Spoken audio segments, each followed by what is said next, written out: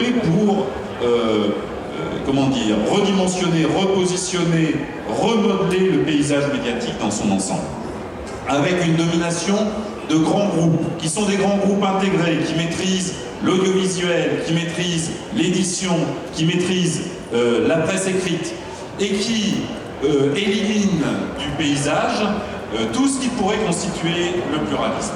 Par exemple, sous Nicolas Sarkozy, je fais le vœu qu'il en soit autrement désormais, le ministère de la Culture, considéré que l'humanité certes devait exister, mais peut-être qu'il faudra abandonner le papier, essayer de se cantonner sur Internet, avec cette fable comme quoi Internet serait le lieu d'une expression libérée et accessible à tous. Or, on sait par exemple que les sites d'information qui dominent le paysage sont les mêmes, ceux des grands groupes, ceux des moteurs de recherche. Aujourd'hui, je crois que le site d'information le plus fréquenté, c'est celui de TF1. C'est dire le pluralisme, alors que beaucoup derrière d'expressions différentes restent cantonnés à des audiences marginales. En fait, pour ce qui concerne la presse écrite, personne n'envisage parmi les grands groupes, parmi les multinationales, que la presse écrite disparaisse. Non. La presse écrite, ils savent son utilité précisément pour construire une opinion et pour construire l'opinion des décideurs.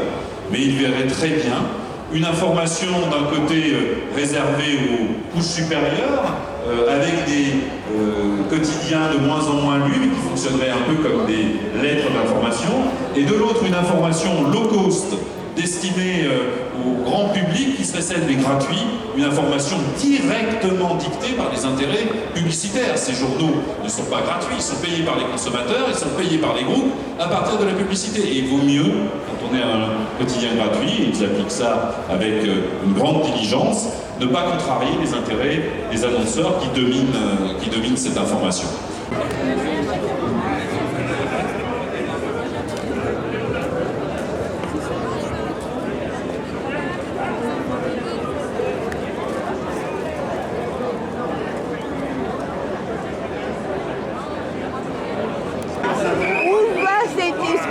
Est-ce que vous êtes au courant? Oui, bien sûr. Où il va? Là, vous pouvez le prendre en photo. Là. Où il va, l'escargot? Là, c'est là. C'est ici qu'il vient. Vous pouvez le prendre en photo, là. Oh, masquenada. Oh, masquenada. Je sais pas, ce genre de pourquoi c'est une chanson connue. Bella ciao, bella ciao. Cassoulet gambas, cassoulet escargot. C'est pas un cassoulet d'escargot, hein. C'est un cassoulet ou des escargots. Comme ça existe. Voilà. Cassoulet aux escargots, ça n'existe pas. Oui, on en a fait, nous, on fait tout. Ah oui, vous faites tout. Oui, on fait tout. Cassoulet. Le vin c'est un vin de pays cacheté. Le vin est compris à volonté. Tenez, prenez ça si vous voulez regarder. En dégustation, si vous voulez, vous avez un coin Baravel là-bas qui est très sympa pour découvrir nos vins de AOC, de l'Aude. Voilà. Là, vous mangez tranquille, il n'y a pas beaucoup de bruit. Voilà. Tout le monde est souriant, c'est bien.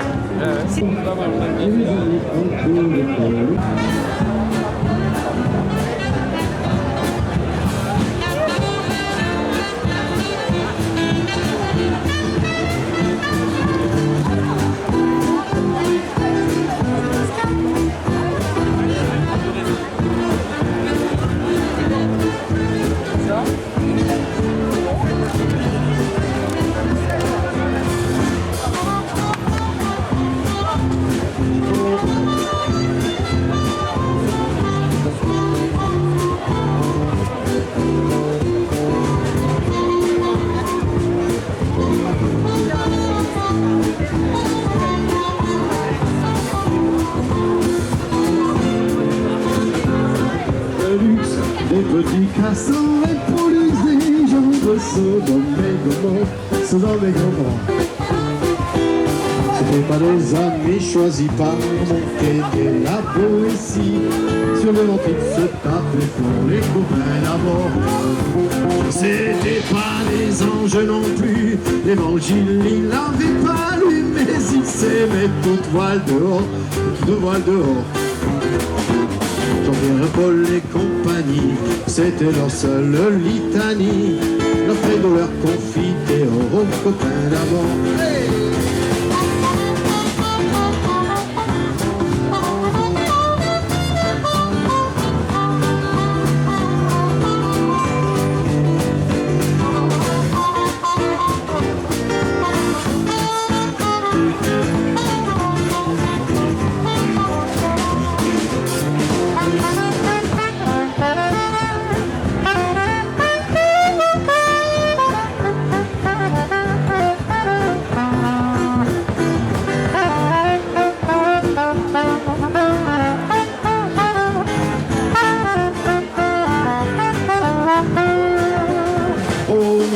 coup de Trafalgar. C'est l'amitié qui prend une car c'est elle qui leur montrait le nord, leur montrait le nord.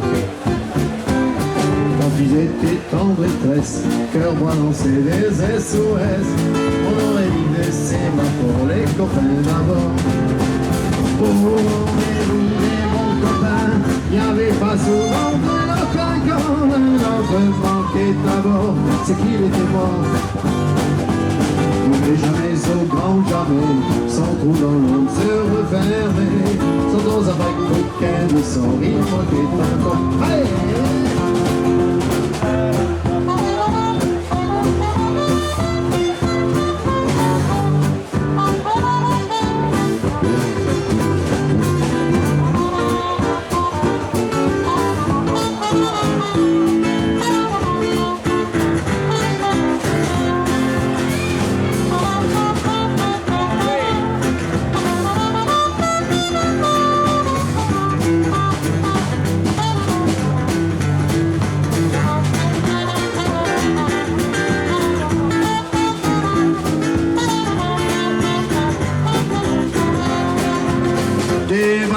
J'en ai pris beaucoup, mais le seul qui est tenu le coup qui n'est jamais viré de bord, non viré de bord.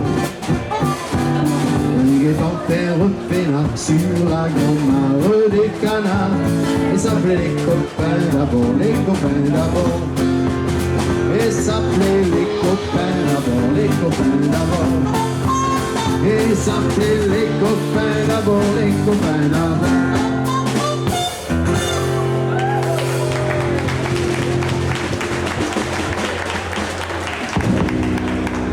Banjo. Répète. C'était René qui chantait Les copains d'abord et qui jouait du banjo. À la batterie, c'est Joris. Je l'ai déjà dit hier, mais comme vous n'êtes pas nombreux à être venus hier et aujourd'hui, je le répète. À la basse, c'est François qui va vous faire un morceau là tout de suite. Là. Il va vous faire. Il va slammer.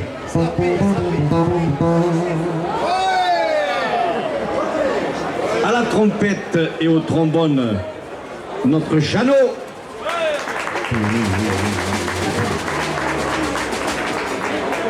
Et au saxo, la clarinette, Jean-Claude. Jean-Claude François.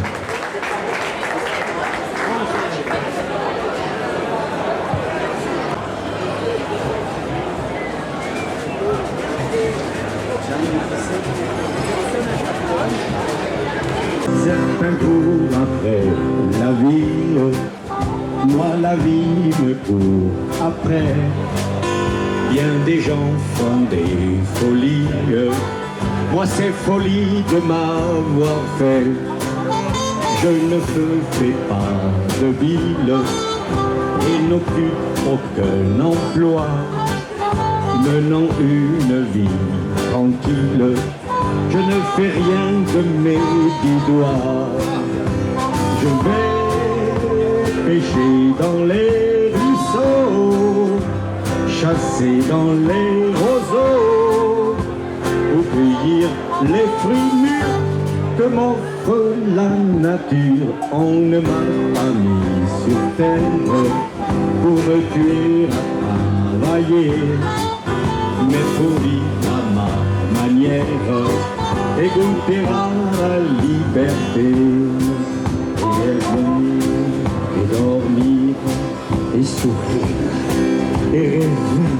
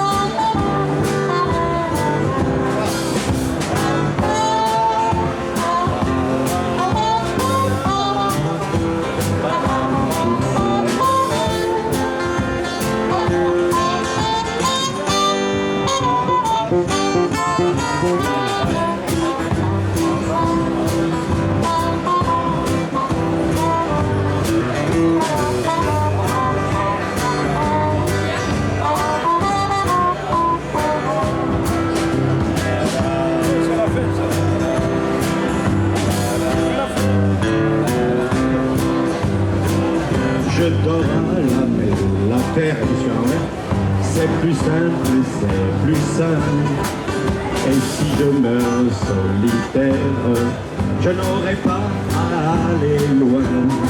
Je me lave à l'eau de pluie, en séchant au soleil. Je rêve à ma tendre amie, et je rêve à ma tendre amie. Et quand presque à la nuit tombée, on peut se retrouver. C'est un si grand plaisir qu'on reste sans rien dire. On regarde dans la nature, on s'est engouffré bien près, l'un et l'autre, et je vous jure que l'on ne pense qu'à s'aimer, rêver, sourire, dormir. J'ai fait mon paradis sur la terre, car la peine un peu grande. Et vraiment, si c'était à refaire quelque chose, je ferais un petit papala et la papala, papala et la papala, papala et la papala. La la la la la la, car ma paix est au fond de mon cœur. Et vraiment, si c'était à refaire, je saurais pour garder le bonheur. Merci beaucoup. C'était pas mal pour la fin de Évaluer et dormir.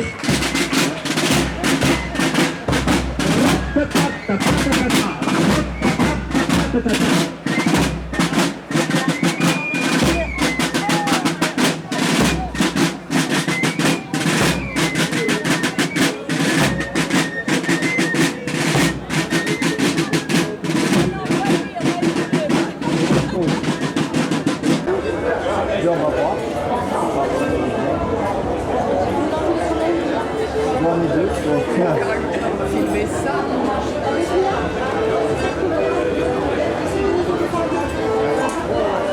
Ouais. Oui, ça n'est aperçu. Hein. Voilà. C'est bien. Et oui. Je suis collée à un sandwich. Oui, tout est made in Pyrénées. Bien. C'est ça, je ne parle pas Agnès.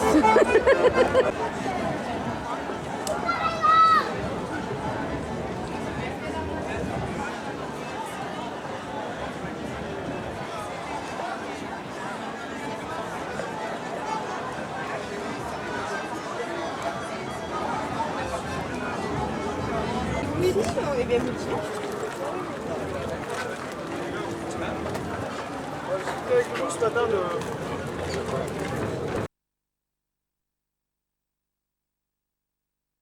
J'ai vu que tu étais en pleine discussion tout à l'heure. Oui, ouais. C'est bien passé? Oui, c'est bien passé. Oui. Ah oui, c'était pas mal. Très bon projet. À un moment donné, il y avait toutes les tables c'était tout plat. Et puis après, bon, c'est parti. Sûrement, c'est la fête.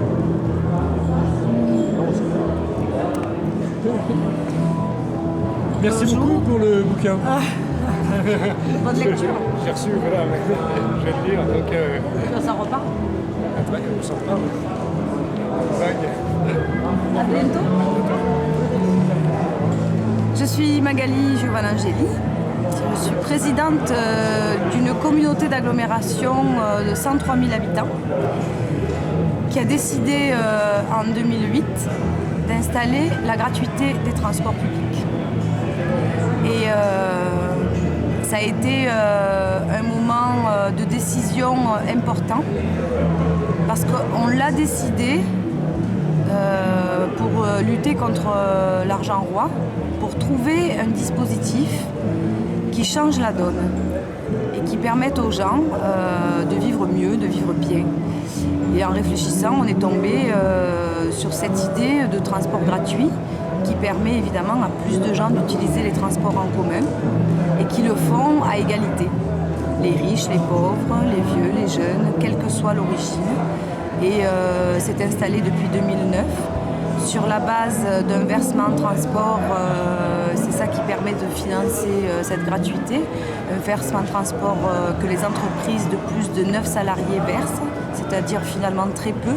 On a 9% des entreprises de notre territoire qui versent ce versement de transport et qui est passé de 0,6 à 1,05 avec le passage aux 100 000 habitants et qui, parce qu'on a décidé aussi de faire un tramway et un tram-train gratuit eux aussi pour les gens, est passé de 1,1 à 1,8% de versement que les entreprises, une cotisation des entreprises pour financer ça. Et du coup, on se rend compte que c'est une expérience extraordinaire parce qu'il n'y a plus de contrôleurs, il n'y a plus de billets. Les gens se sentent libres de monter et descendre du bus, de parcourir le territoire, pour les jeunes de ne pas être coincés en bas de leur immeuble mais d'aller dans un village du territoire ou une autre ville. Ça permet de la mixité. Les chauffeurs font leur métier, c'est-à-dire qu'ils ne sont plus obligés d'être garde-chiots mais de faire payer les gens. Et on retrouve donc un espace de société différent et l'expérience d'une politique possible qui a été rendue possible parce qu'on l'a décidé et qu'après on a trouvé tous les moyens techniques, financiers pour la mettre en place. Et comment vous l'avez mis en place, pratiquement? Eh bien, on avait une billetterie qui représentait à peine 10% de ce que la collectivité versait pour les transports.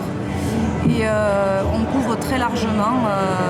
On est passé d'un versement de transport qui s'est levé à 3,9 millions, je crois, à 8,9 millions les auteurs du livre Voyageurs sans ticket, liberté, égalité, gratuité sont présents. Il s'agit de Jean-Louis Sago-Duvoro, philosophe, et Magali Géouan-Angélique, qui est présidente de la communauté d'agglomération du Pays d'Oman et de l'Étoile, qui ont coécrit ce livre à partir de l'expérience sociale de la gratuité des transports. Ils vont être deux transports additionnels pour permettre de parfaire le réseau, pour adapter aussi le réseau et faire en sorte que la qualité et la gratuité aillent de pair. Et on se rendait compte qu'au bout, ça produit des choses extraordinaires, ça permet aussi aux gens qui prennent le bus de créer eux-mêmes.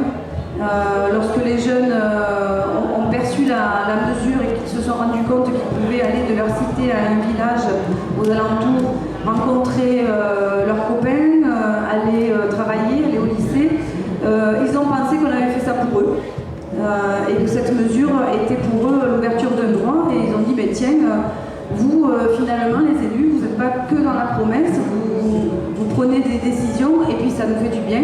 Et puis du coup ils ont créé de la danse, ils ont créé de la musique, des paroles liées à la gratuité. Il y a du merci qui s'est installé, il y a de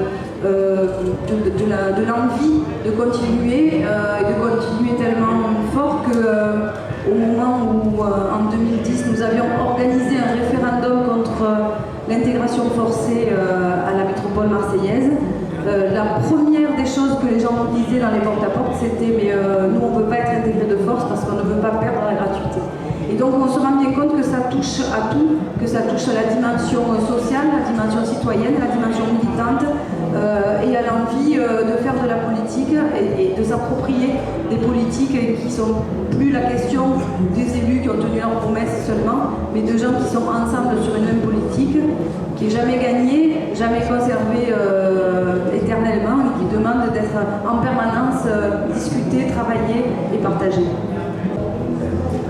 Il y a un très grand danger qui nous guette, nous les communistes, et qui guette aussi les élus communistes, c'est un mélange de lassitude et de récrimination qui fait que la politique devient désagréable pour ceux qui la font et désagréable pour ceux qui l'écoutent. Ce qui s'est passé à Aubagne, c'est le contraire. Ce qui s'est passé à Aubagne, c'est de la politique qui fait du bien, de la politique qui réveille les élus et la population, de la politique dans laquelle la population sans les élus sans la population, ça n'avance pas, et de la politique communiste. Le communisme, ça se définit par un certain nombre d'objectifs. Le premier, c'est de chacun selon ses capacités, à chacun selon ses besoins. Je fais ce que je peux, j'obtiens selon j'ai besoin. La gratuité des transports, c'est ça. C'est-à-dire que les transports sont financés, là en l'occurrence par le versement transport des entreprises, et chacun l'utilise en fonction de ce qu'il est. Mais ça a révolutionné l'utilisation des transports. C'est-à-dire que les transports payants étaient utilisés en grande partie par obligation. Il faut que j'aille au boulot, il faut que j'aille à l'hôpital, il faut que j'aille à la CEDIC ou au Pôle emploi. Aujourd'hui, les gens l'utilisent pour tout, surtout la jeunesse. La jeunesse l'utilise pour son plaisir, pour aller voir son copain, sa copine, etc. 150% de fréquentation en plus. Et des fréquentations d'une nature complètement différente. Deuxième objectif communiste, dépérissement de l'État. Nous vivons aujourd'hui comme des enfants. Nous sommes infantilisés par une société qui nous dit en permanence ce que nous devons faire. D'ailleurs, nous-mêmes communistes, nous n'échappons pas à ça parce que souvent, on veut expliquer aux gens comment ils doivent s'élever vers une conscience plus grande. Et bien, un des effets les plus surprenants et pour moi les plus enthousiasmants de cette mesure, c'est que ça a supprimé le contrôle.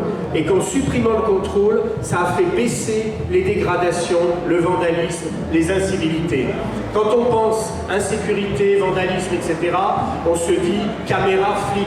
Ça marche jamais, mais la gratuité, ça a marché.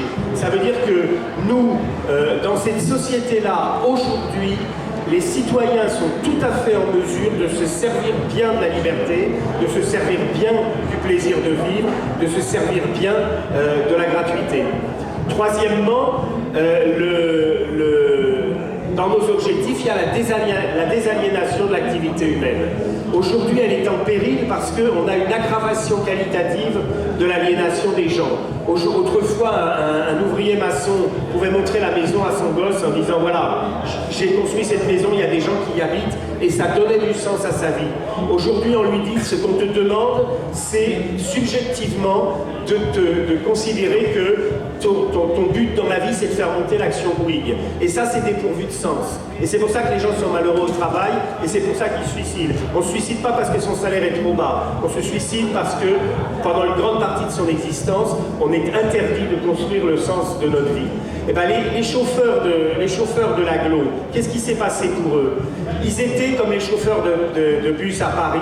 Ils avaient des gamins qui ne pouvaient pas payer ou qui ne voulaient pas payer, qui passaient devant eux. Mauvais regard, mauvais rapport. Ils étaient receveurs en même temps que conducteurs, c'est-à-dire qu'ils étaient flics en même temps que conducteurs. D'un seul coup, ils sont devenus conducteurs de bus. Et le sens de leur activité, faciliter les déplacements de leurs concitoyens, c'est recentrer sur lui-même. Ils n'ont plus de caisse avec eux, donc il y a beaucoup moins de danger, parce qu'en général, les bandits ne veulent pas voler un bus, mais veulent voler une caisse. Et on a une transformation du rapport au travail, une transformation de l'activité. Le travail est intégré dans la vie sociale. Bonjour monsieur, bonjour jeune homme. C'est comme ça que ça se passe à Aubagne. Donc moi je pense que c'est une expérience unique, absolument à diffuser partout, à réfléchir. Bien sûr, on n'est pas forcément d'accord, mais franchement, ça fait longtemps qu'on n'a pas des inventions communistes qui marchent, qui créent de l'hégémonie, qui font que tout le monde se retrouve, toute la population se retrouve autour de ça. Je crois vraiment que ça mérite d'être mis en avant et d'être discuté. Moi, ce qui me frappe, c'est que, comme élu, ça modifie aussi le rapport à la politique et la manière dont on a conçu dans notre histoire politique de communiste. C'est-à-dire qu'on pourrait penser que cette gratuité installée sur notre territoire, c'est juste une petite expérience anecdotique et qu'elle n'a pas changé le cours des choses dans le pays. Or, ce que je trouve intéressant dans cette expérience, c'est que ce que disait Jean-Louis et ce que je disais tout à l'heure sur comment les gens s'approprient cette question comme la leur, ça montre que sur un espace et un territoire comme le nôtre, pratiquer différemment, regarder différemment ces mesures politiques en faisant en sorte qu'on en soit un peu tous co-auteurs et qu'elles se modifient et elles évoluent avec les gens eux-mêmes, qui continuent à l'apprécier, qui en disent des choses, qui viennent demander des modifications de réseau. Ça donne l'image que sur un territoire donné, on peut jouer des alternatives, les faire vivre et puis faire cheminer la pensée. Et je trouve que c'est intéressant parce que c'est un peu ça qu'on constate partout dans le monde, c'est-à-dire qu'on n'est plus à l'heure du grand soir, à l'heure du grand changement dans tel ou tel pays, on est à l'heure, je trouve, on peut le regretter, mais c'est un constat, et ça fait regarder les choses autrement, de changements un petit peu partout, comme si on était dans une galaxie sphérique, où chacun des endroits où on change les choses est une petite étoile qui clignote un peu partout. L'intérêt donc c'est de pouvoir se dire que cette expérience-là, elle n'est évidemment pas à modéliser, mais elle permet de travailler les possibles, elle permet d'ouvrir des portes et des fenêtres, de donner de l'espoir, parce que je crois qu'il n'y aura pas d'avancée humaine sans espoir, et de se dire que dans tel ou tel endroit où la gratuité des transports n'est pas possible, on peut imaginer des choses, des dispositifs, des actions qui font du bien, pour que la politique et le bien se soient enfin rassemblés et que surtout elles prennent un visage d'une humanité qui a envie de progresser pour elle-même et par elle-même. Et je trouve que là, avec cette expérience, c'est de ça dont il s'agit quand on a l'occasion de discuter avec des élus étrangers qui nous disent mais chez nous c'est pas possible, mais c'est là-dessus qu'on travaille, c'est sur la capacité d'aller trouver des mesures qui changent la donne, et ça peut faire des petits, ça fait des petits d'ailleurs, puisque la capitale de l'Estonie, Tallinn, a décidé de la gratuité des transports à partir du 1er janvier 2013, et donc on peut se dire comme ça que d'un lieu à l'autre, il y a des sémages en jeu, et que ça peut avoir des effets assez extraordinaires. Pas forcément pour, alors dans la majorité. Il faut savoir aussi que sur Rennes Métropole, c'est 30% du budget de Rennes Métropole, donc on n'est peut-être pas aussi sur les mêmes aspects, il faut tenir compte des réalités.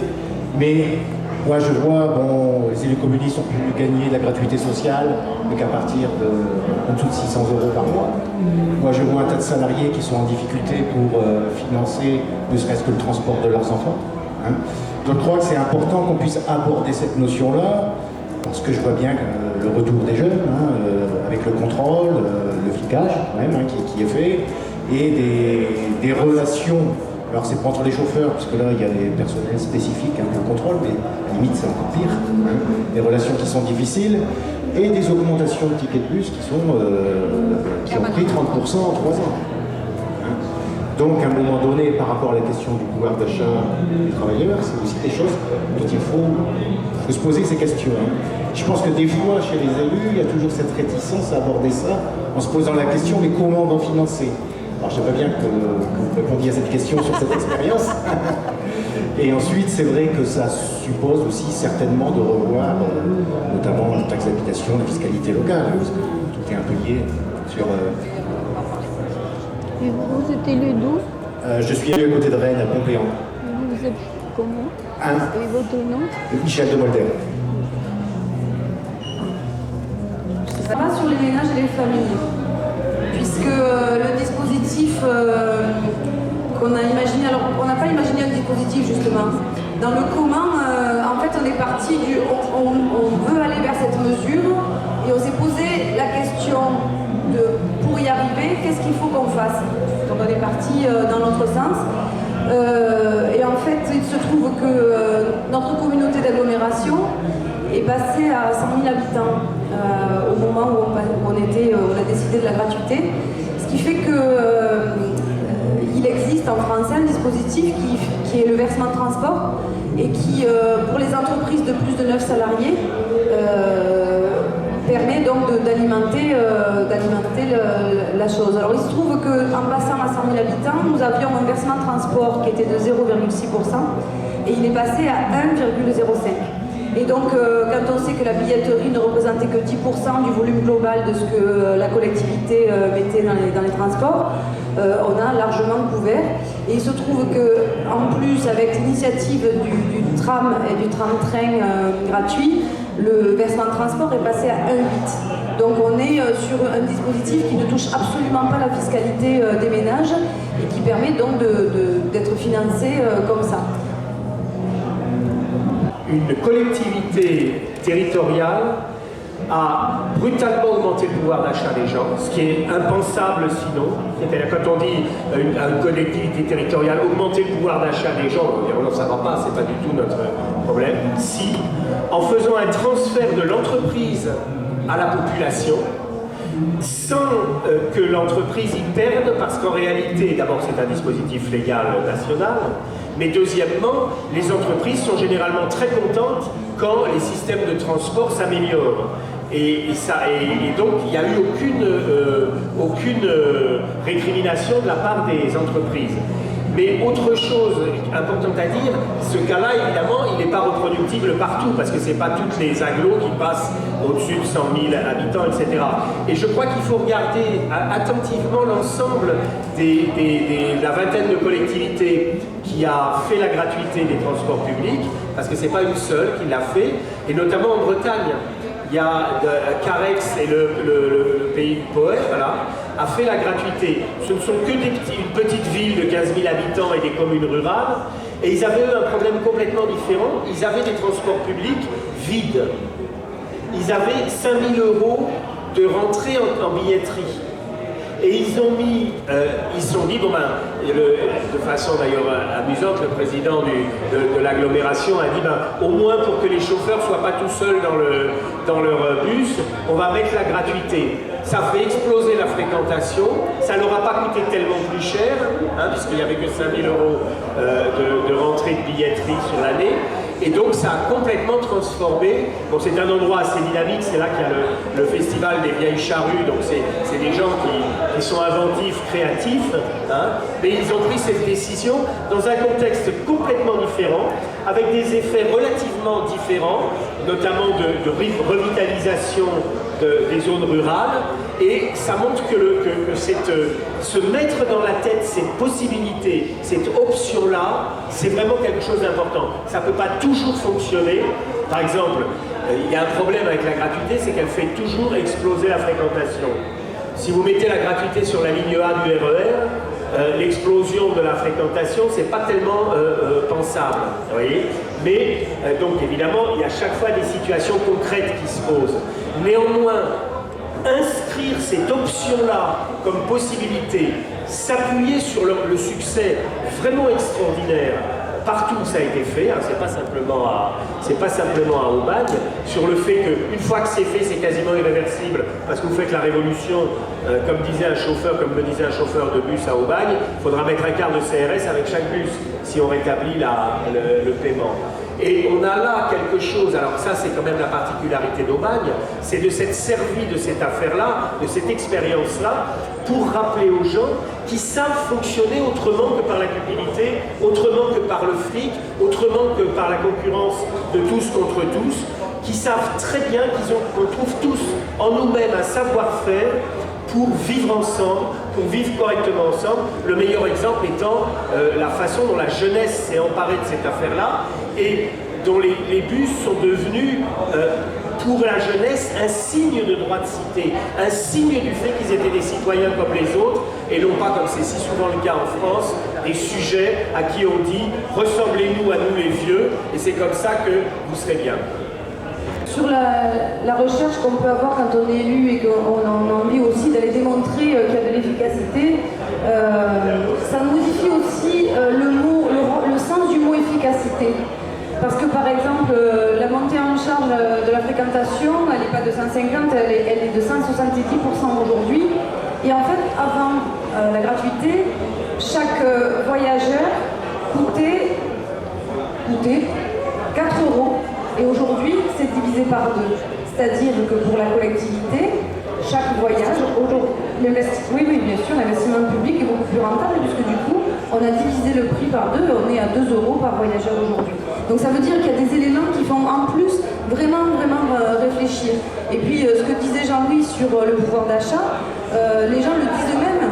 C'est-à-dire que quand on a 60 € par mois de dépenses pour les transports et qu'on les a plus, eh bien, il y a encore une autre efficacité, c'est qu'en ayant plus de pouvoir d'achat, on a un autre mode de consommation, un autre rapport à la vie, sur le territoire dans lequel on vit. Et donc il y a d'autres efficacités qui se mettent en mouvement. Et très sincèrement, une dernière chose, je vais en terminer par là, parce que cette dimension-là elle est importante. Je parlais de militantisme un peu nouveau.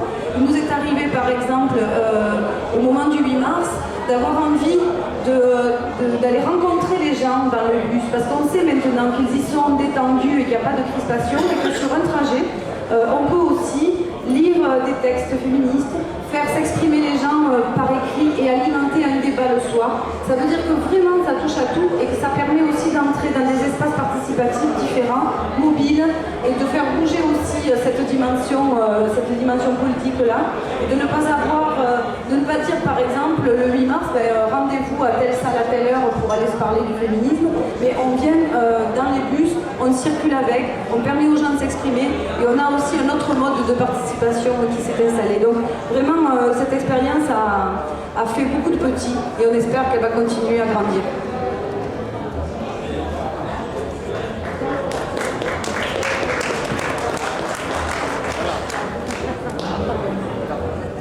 Bien, je remercie évidemment Magali, Giovanni Angeli et puis Jean-Louis Sago devant vous. Donc regardez, c'est un bel ouvrage, 15 €, je ne me trompe pas, et à garder dans un rayon près de sa main, près de chez soi, près de son lit, près de son chevet.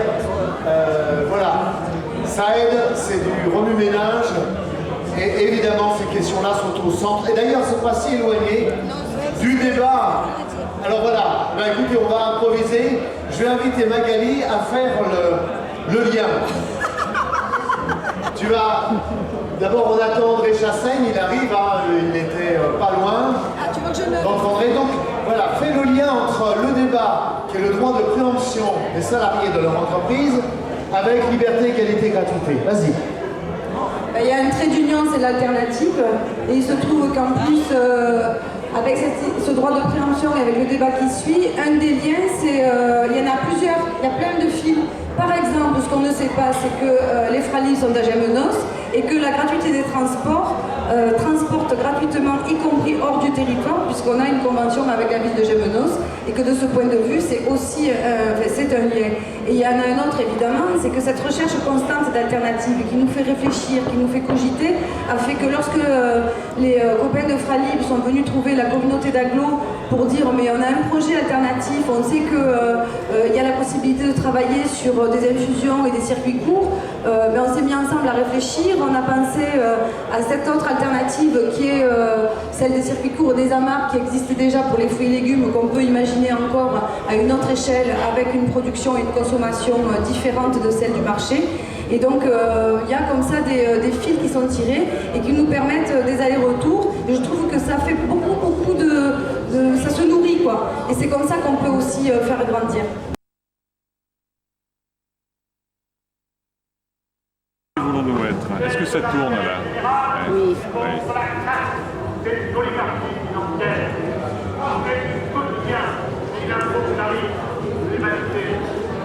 Et là? D'accord, alors ce petit livre, c'est le fruit du travail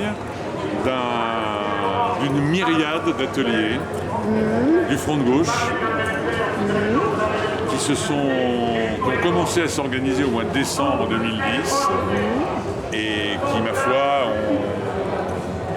ont produit ce travail en arborescence autour de plein de thématiques autour de la question culturelle. Et là, quel est le kit essence? Eh bien, le sens de tout ça tient dans le titre. C'est une petite phrase de Lucien Sève dans un article du Monde diplomatique il y a quelques mois avant qu'on finisse d'écrire, où il dit oui, c'est pas tout ça, mais quelle humanité voulons-nous être au travers de ces crises économiques, écologiques, anthropologiques que nous traversons. La fonction, le rôle, la mission, si j'ose dire, du Front de gauche, c'est évidemment de travailler l'humain. L'humain d'abord, mais quelle humanité? Et quelle? Et cette humanité, c'est la question. Écoute, non, ça va pas du tout. Ça va pas du tout en plus.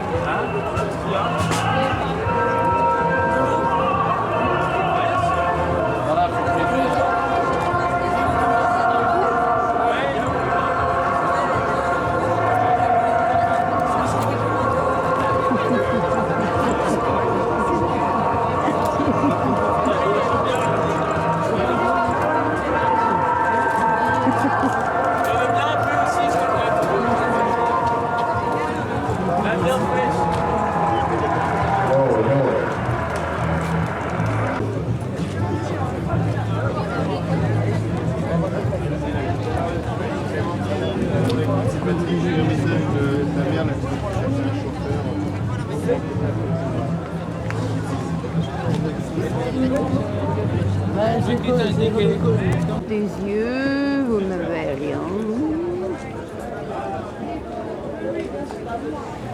Bonjour.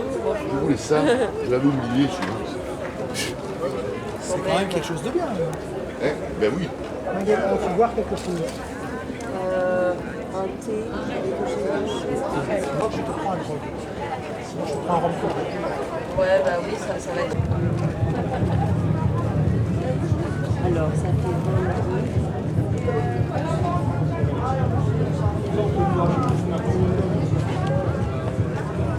On a eu un stand de rassemblement qui a été bien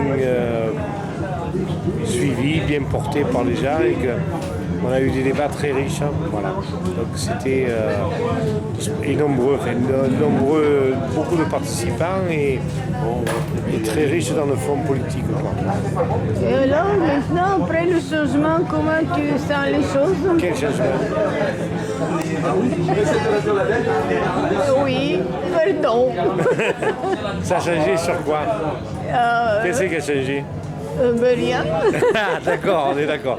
Oui, parce qu'il y a eu un changement de notre président, mais j'ai pas vu que ça avait changé. Alors peut-être que si Sarkozy avait été réélu, on aurait déjà les CRS plus nombreux de partout, mais pour le moment, on ne peut pas dire qu'on ait vu un changement. Non, on n'a rien vu. C'est pour ça qu'on a voté, pour ne pas avoir les CRS. Voilà, il fallait éviter que le fascisme gagne en puissance en France, mais le problème c'est que c'est peut-être que reculer pour mieux sauter et que le principal danger qui nous menace, c'est le danger fasciste aujourd'hui. Parce que la classe ouvrière n'est pas assez représentée, pas assez organisée et pas assez prise en compte du coup dans les discours politiques de même ce qu'on appelle la gauche de gauche, elle est encore un peu pas prise au niveau où il faudrait qu'elle le soit. Et donc là-dedans, on a une extrême droite qui est à l'offensive et qui marque des points et dont on aurait tort de sous-estimer l'influence grandissante qu'elle a, tant en termes d'idées racistes qu'en termes de division du monde du travail, et s'appuyant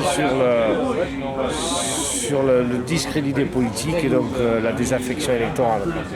Oui, et comment on va se prendre pour éviter la suite? Je pense qu'un parti révolutionnaire aujourd'hui devrait rompre avec toutes les institutions où il est en gestion avec le PS par exemple. Il devrait rompre avec le système tel qu'il est organisé pour dire tant pis, il va avoir une traversée du désert, mais il vaut mieux une traversée du désert qu'une décrédibilisation dont il est au départ pas responsable, mais dont il sera malgré lui complice, même si aujourd'hui il y a un discours qui est plus critique vis-à-vis du PSA, je l'entends bien, mais je ne suis pas sûr que ce soit encore au niveau, d'autant qu'il y a eu une perte de crédit intérieure qui font que même quand il parle bien, il n'est pas forcément cru et compris, cru surtout, compris oui, mais cru par les gens, ils se disent ouais c'est que les discours, enfin après ils sont d'accord pour gouverner dans les conseils généraux, dans les régions, donc ça pèse, même si les communes ne sont pas au gouvernement, ce qui est très bien, le reste pèse encore. Et est-ce que tu ne penses pas qu'on peut gérer avec les socialistes juste pour préparer la suite et être clair au niveau des idées? Écoute, d'expérience, je ne connais aucun endroit où la gestion de la gauche plurielle, rassemblée ou d'union, on peut l'appeler comme on veut, elle fasse la distinction avec la société capitaliste. Je ne connais aucun endroit, mais peut-être que je me trompe. Moi, je sais que le RSA est appliqué de partout de la même façon, que c'est les conseils généraux qui le gèrent, avec les finances qu'ils ont, et que voilà, ils sont pas de fait par les institutions, ils ne sont pas en opposition et que donc il faudrait aujourd'hui, je prends l'exemple du RSA, je pourrais en prendre d'autres, prendre la tête de la révolte, de la contestation, dire non, ça on ne le gère pas. On peut pas. Aujourd'hui, les gens qui sont condamnés à vivre avec 400 € par mois. Comment on peut gérer ça en disant on va vous aider si vous êtes sage, si vous suivez les contrôles, parce que les gouvernements successifs, ils ont instauré ça. Ils ont instauré, pour les gens qui sont au RSA, on vous donne une aide sociale à condition que vous acceptiez de répondre aux critères que nous avons fixés pour l'attribution de cette offre. Et quand tu gères ça, tu es forcément vu comme un complice de ça. 400 € par mois. Qui vit avec 400 € par mois? Toi, tu peux pas... Ça, les communistes ne sont pas à l'origine de ça. Ils se sont fait piéger et s'il faut se dépiéger de ça, il faut accepter de se dire alors, on rompt avec ça. Alors s'ils rompent avec ça, effectivement, ils vont avoir des problèmes parce que électoralement, et même au niveau de la part, ils vont payer le prix. C'est pour ça que je parle de traversée du désert. Il vaut mieux traverser du désert sur des valeurs. Oui. Voilà. Pas désespéré. Je pense qu'on a besoin d'un parti révolutionnaire, plus que jamais. Et qu'un parti qui est dans la gestion, à quelque niveau que ce soit, il ne peut pas être révolutionnaire. Là, on a un choix qui est clair à faire. Mais il y a 10 députés de perdus déjà. Oui, mais justement, c'est la preuve que la stratégie d'Alliance, elle ne payait pas. Parce que si elle payait, on en aurait 40. Mais non, elle ne payait pas, on en a perdu la moitié. Donc non seulement la stratégie d'Alliance ne permet pas au Parti révolutionnaire, qui est le plus à gauche, de se renforcer, mais en plus elle l'associe aux mauvaises décisions des sociodémocrates. Et puis après, il y a une autre dimension qui est importante, c'est la position vis-à-vis de l'Union européenne. Comment on peut défendre l'idée qu'on va construire l'Europe sociale si on ne maîtrise ni la monnaie, ni la politique économique véritablement. Or, c'est ça qui nous est posé. On ne maîtrise ni notre monnaie, donc ni la création monétaire, ni les choix économiques forts. Nous, on a le conflit de Fralib dans les Bouches-du-Rhône.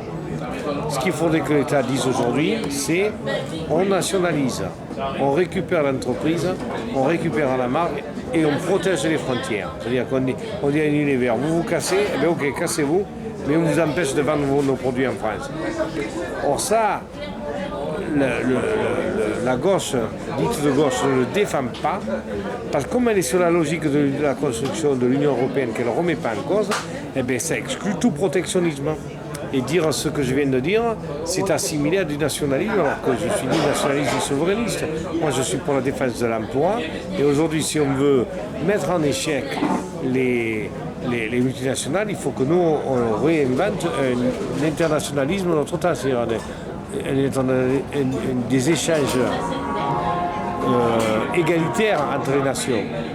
Pour prendre un exemple, au Brésil, Dilma Rousseff, qui n'est pas une extraordinaire révolutionnaire, mais il y a une grande boîte qui s'appelle Foxconn qui a voulu partir. Dilma Rousseff a convoqué le PSG en lui disant vous partez, aucun problème, vous pouvez partir, je ne peux pas vous en empêcher. Mais vous ne rentrez plus. Il n'y a plus aucun produit qui rentre au Brésil. Et voilà, ça c'est de la bonne gestion communiste, parce que Dilma est une bonne communiste. Non, je n'ai pas dit ça. Sauf mais que si tu veux. Moi. Je te dis ça, c'est qu'elle a défendu l'intérêt de son peuple brésilien, là, en l'occurrence. Et que du coup, le groupe capitaliste confronté à ça, c'est donc on ne peut pas quitter le Brésil. Et donc ils ont continué leur production au Brésil. Et ça, aujourd'hui, on ne le fait pas. Je prends une Unilever, mais c'est comme PSA. PSA, on pourrait leur dire la même chose. D'accord, vous partez, vous fermez le lait, on ferme les frontières, vous ne vendez plus une seule voiture Peugeot en France. Voilà. Et ça va vite les faire changer d'idée.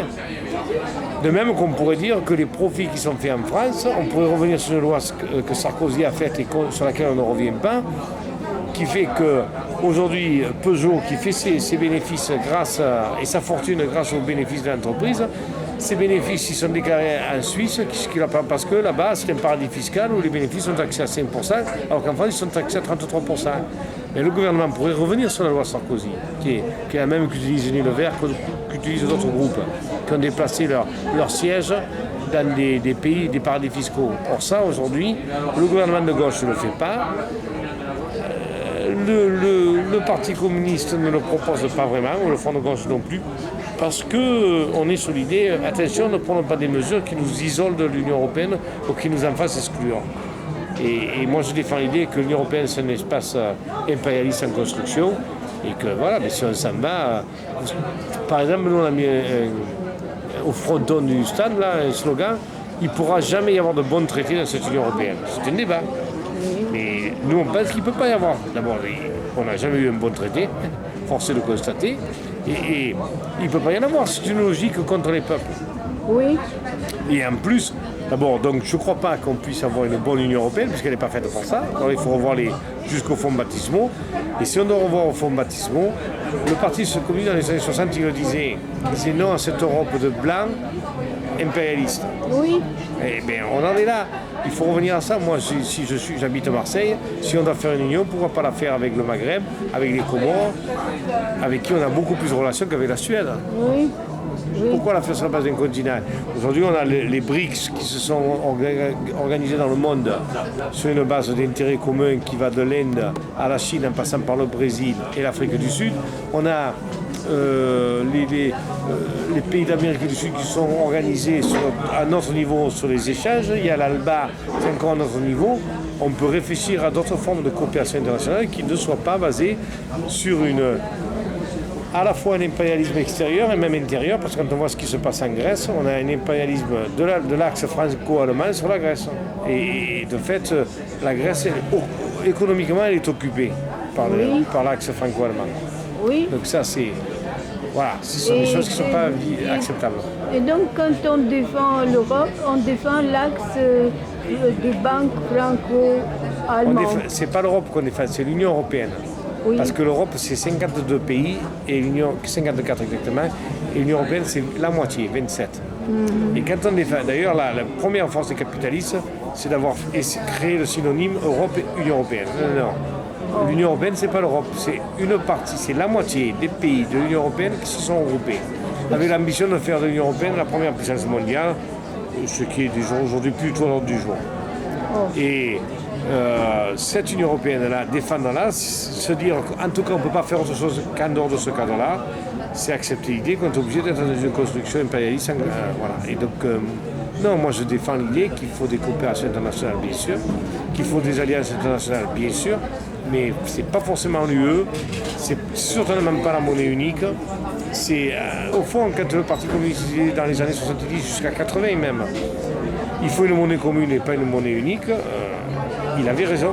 L'histoire montre qu'il avait raison. Parce qu'aujourd'hui, on ne peut plus dévaluer, on ne peut plus jouer sur l'euro, donc on est coincé. Et c'est l'euro, ce sont des banquiers et des commissaires non élus qui dirigent l'économie et ses moyens d'action que sont la création monétaire, les taux d'intervention, les crédits, etc. Le premier pas vers le fascisme, c'est remplacer les partis et les gouvernements élus par des spécialistes, comme dans les années 30. Oui, et nous avons déjà, en Italie, en Espagne, des spécialistes, entre guillemets. C'est Goldman Sachs qui gouverne. Mais c'est dans la ligne du groupe Bilderberg, c'est vraiment l'histoire de dire les peuples ne sont pas faits pour la démocratie, il faut des élites pour leur expliquer ce qu'ils ont besoin. On est en plein dans ça, dans ce schéma-là. Donc voilà. Et qu'est-ce qu'on fait maintenant? Comment sortir de cette Europe? Nous, alors, on essaie modestement d'impulser des assises du communisme pour que ces idées communistes-là, elles prennent force et corps dans le pays. Donc on essaye de peser dans le débat politique à partir d'analyses toutes simples qu'on propose aux gens, au peuple, et avec l'idée de voilà, non, pas ça, qu'est-ce que vous pensez? Avec des chemins nouveaux. Hier, il y avait un gars de Pilpa là, qui était au débat avec nous, il disait mon travail est d'utilité publique. Qui? Un gars de Pilpa, l'entreprise qui est en lutte là, l'entreprise de glace qui est en plein dans le schéma. Voilà. Lui dit mon travail est d'utilité publique. Je pense que ça, c'est une notion qu'on devrait creuser, c'est-à-dire une notion de l'entreprise, elle appartient aux travailleurs, aux consommateurs ou aux usagers, et c'est ça c'est eux qui devraient diriger. Et aussi, les machines doivent payer la sécu des hommes, et chaque machine porte en elle-même le travail de l'ouvrier. C'est un capital social qu'il faut calculer. Je viens de filmer tout à l'heure ça. Une proposition très originale. Oui. Il faut prendre la possession. C'est ce que dit la CGT. La CGT défend l'idée qu'il faut revoir l'assiette des cotisations. Mais c'est sûr, c'est que le système de la Sécu a été inventé en 1945 dans un pays qui était exsangue et qui était entièrement basé sur la cotisation sociale.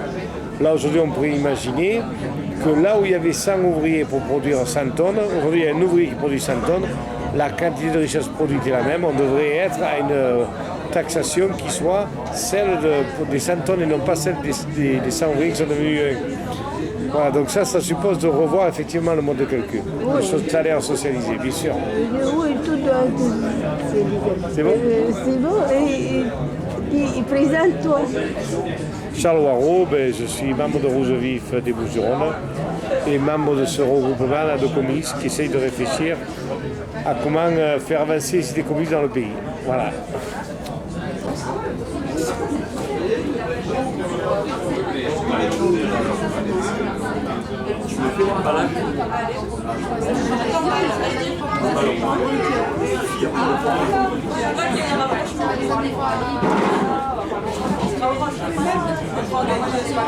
Ils étaient tous, ils avaient passé la nuit là-bas et tout.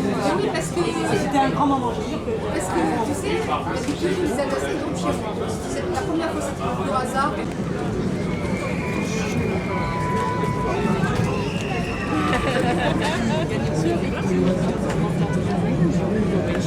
Oui, mais moi j'en prends pas en droit.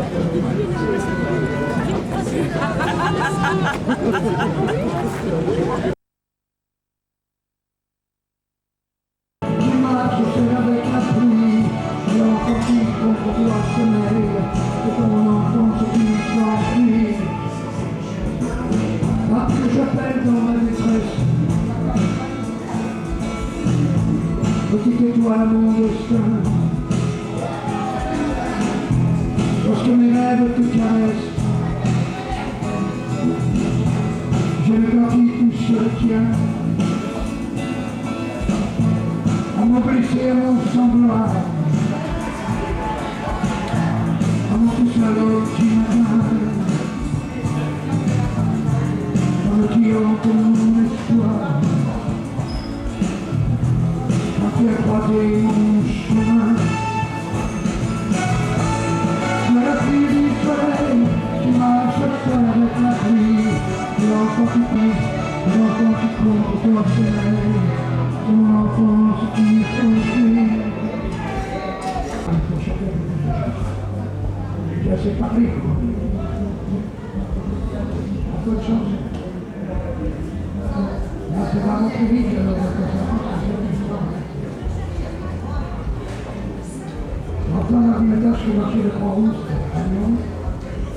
Donc moi je suis Tiffany, je suis la maman de Nausicaa. Voilà. Oui. Nausicaa qui a 15 ans. Et, Kenzo, donc c'est mon père. Et c'est aussi le grand-père de Nausicaa. Voilà. Kenzo aussi. Et voilà, est-ce que tu es exactement Nausicaa. Tu voudrais bien lever tes lunettes qu'on voit tes beaux yeux? Oh oui. Voilà, 3 générations à la fête de l'humanité. Depuis quand? Ah, je sais pas, le plus ancien c'est Kenzo. Alors depuis quand? Depuis longtemps, tous les ans, depuis des dizaines d'années. Voilà, donner l'explication. Oui. Et qu'est-ce que vous faites dans la vie? J'étais enseignant journaliste. Oui. Moi je suis administratrice culturelle, je travaille dans la culture. Voilà. Et Nausicaa est lycéenne. Je ne sais pas encore. Elle veut être ingénieure, biologiste. Biologiste. Ça c'est autre chose. C'est beaucoup plus qu'ingénieur. Oui. N'est-ce pas? C'est complet. La fête de l'UMA, comment ça a été? Ah, c'était sympa. Ma Nausicaa, c'était la première fois qu'elle allait. Parce qu'avant, elle était un peu petite. C'était des expériences assez différentes. On a vu plein de débats. On est allé voir le concert de Patti Smith hier. C'est bien, c'est toujours amusant. Et les débats? Ah ben oui, toujours bon. Qu'est-ce que vous avez? Alors aujourd'hui, on est allé voir Serge Halimi. Quel débat? Débat. Mais lequel vous avez le plus impressionné? Moi, je ne pouvais pas participer hier et avant-hier, donc seulement aujourd'hui. Est-ce que c'était bon? On a vu le débat avec Serge Halimi et Jim Cohen. Oui, c'était très bien. Sur les États-Unis, les élections américaines. C'était intéressant. Et hier, on a vu un débat avec Pierre Laurent et un économiste super intéressant, j'ai oublié son nom. Pierre Khalifa ou quelque chose comme ça.